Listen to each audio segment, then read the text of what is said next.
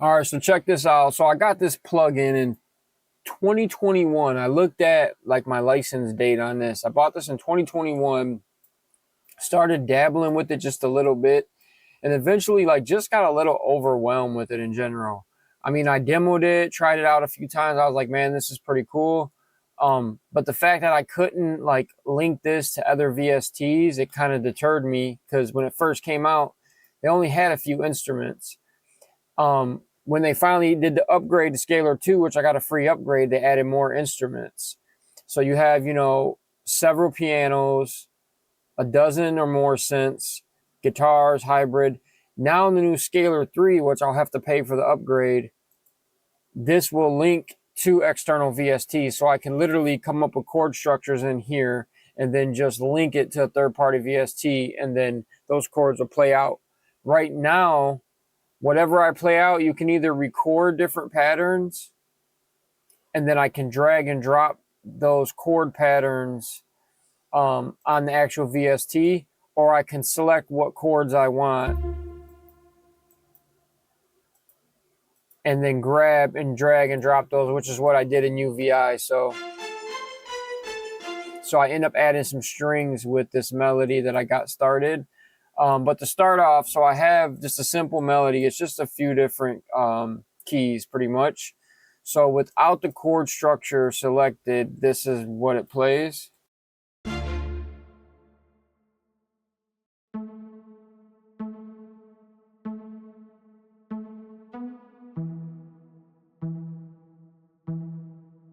So pretty really simple. If you look at the MIDI, 1, 2, 3, 4, 5, 6, 7, 8 notes total. But we selected a chord, so we are in a major fourth chord, major fourth. And then you could choose different phrases or different voicing, like how it chooses to go up the scale or down the scale, or with each chord it hits, does it hit a bass note with it at the bottom? So by linking it, you hit this little link button down here, and now it links it to the chords. So instead of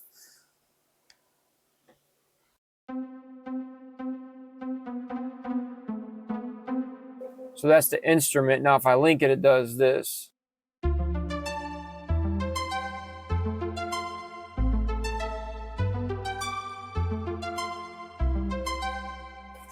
And if I want to change like the phrase that's playing, I can literally hit any of these green keys or tap on the key. So 7 is this phrase, 6 is this.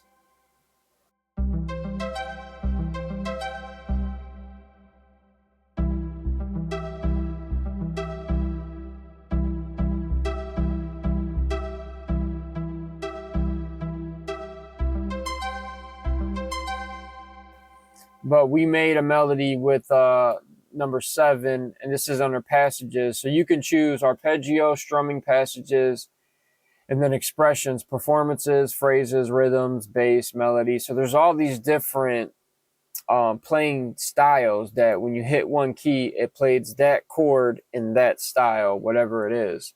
That's what gives it the creativity that's allowing me to come up with something kind of complex, but really simple. So I basically played that out, and then I grabbed those chords and dropped them into UVI, which I use for all my orchestral. So we have basically 2 strings.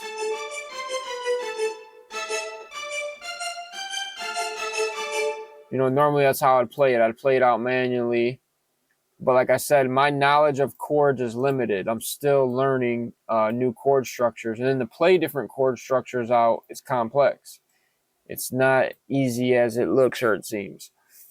So with this synth playing and these chord structure and these phrases, this is what it sounds like.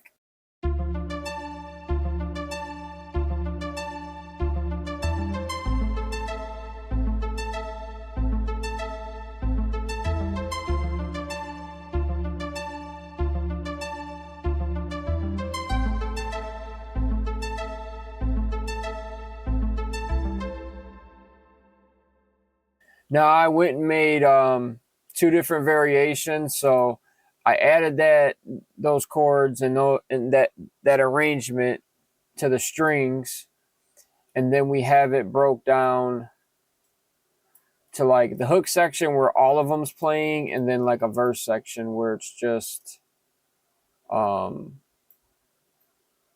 basically a change up to where not all those keys are being hit, just select few. And this is what it sounds like with the strings layered.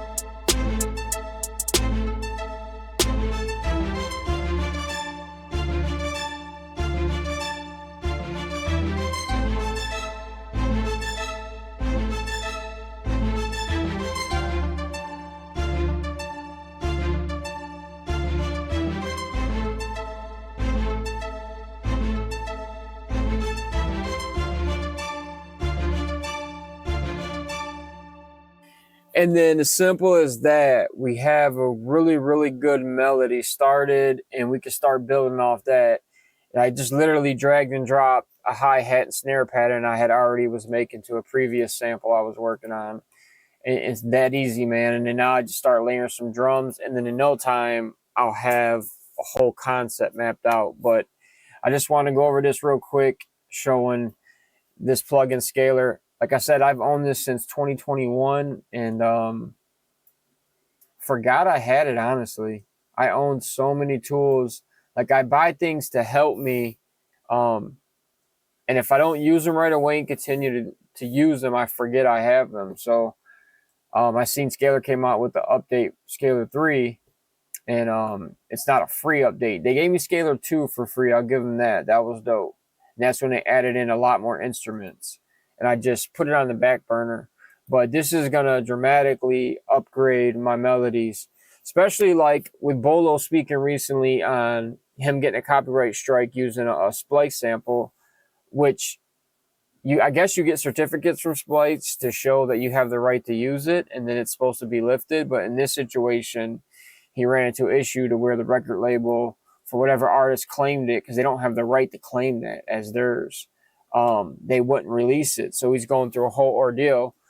But I pointed out how I'm one of the few producers that, like, I try really hard to make my own samples. One, because I want to be creative. Two, I want to challenge myself. And three, I get a lot more satisfaction out of something that I created instead of a copy and paste or copy, drop, chop, and paste.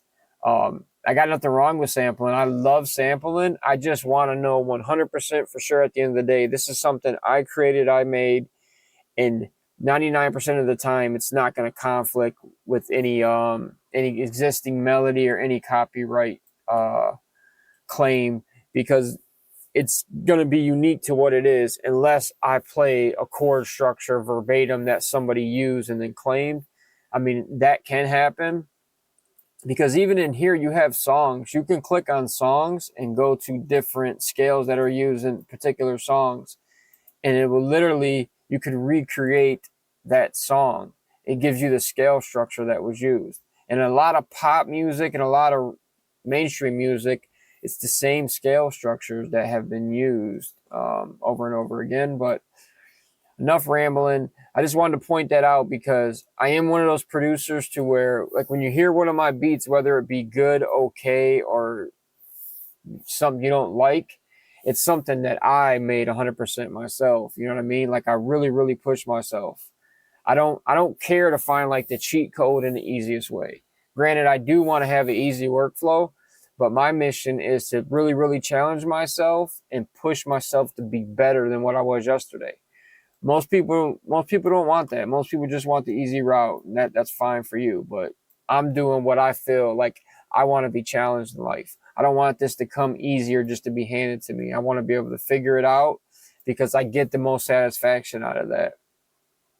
Now, I have been running into the last several months to where a lot of my melodies have been stale. A lot of the melodies I make are just simplistic, or I got to work really, really hard to make it intricate and stand out, or to make a good melody that's real simple, but like keeps the listener engaged. That's a really, really hard thing to do. It's harder than you would think because you don't want too much going on. You need just enough at the right times coming in and out, like the ebbs and flows.